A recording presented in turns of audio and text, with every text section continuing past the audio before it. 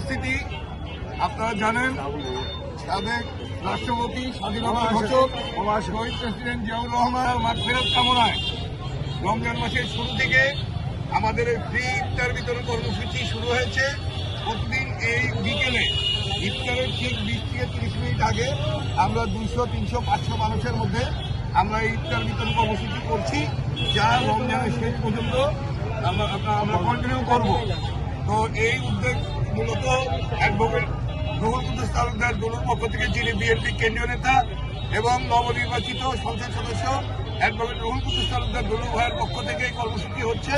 শুধু নাটোর স্টেশনে না, জেলা যুব দলের পক্ষ থেকে মাদ্রাসা আমারও অনুরূপ কর্মসূচি হচ্ছে। প্রতিদিন পথচারীদের মধ্যে ইফতার বিতরণ।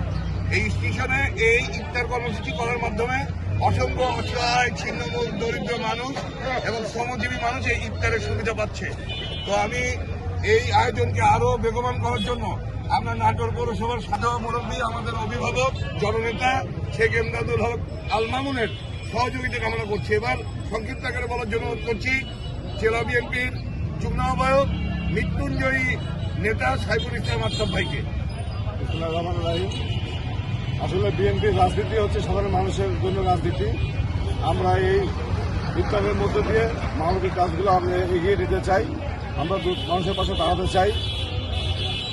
আমরা এই রমজান মাস আমরা একটি মাস আমাদের এই কর্মকাণ্ড অব্যাহত থাকবে। রুহুল কুদ্দুস তালুকদার দুলু ভাইয়ের সার্বিক সহযোগিতায় আমরা ইনশাল্লাহ অব্যাহত রাখবো ইনশাল্লাহ। এ পর্যায়ে আমি আমাদের প্রিয় নেতা সাবেক মেয়র শেখ এমদাদুল হক আল মামুন ভাইকে বলার জন্য বিনীত অনুরোধ করছি। আপনার সাবেক এমপি, সাবেক মন্ত্রীর তথ্য, ওনারই নির্দেশনায় বিভিন্ন জায়গায় ইফতারের ব্যবস্থা করা হয়েছে। আমি ওই ইফতারে আপনার সাথে একটু দেখা করার পাশাপাশি আপনার সামনাসামনি যে ইফতারের যে ব্যবস্থা করা হয়েছে, সেই ইফতারি আপনারা যত সুস্থভাবে পাচ্ছেন, আপনার সন্তুষ্ট নাকি?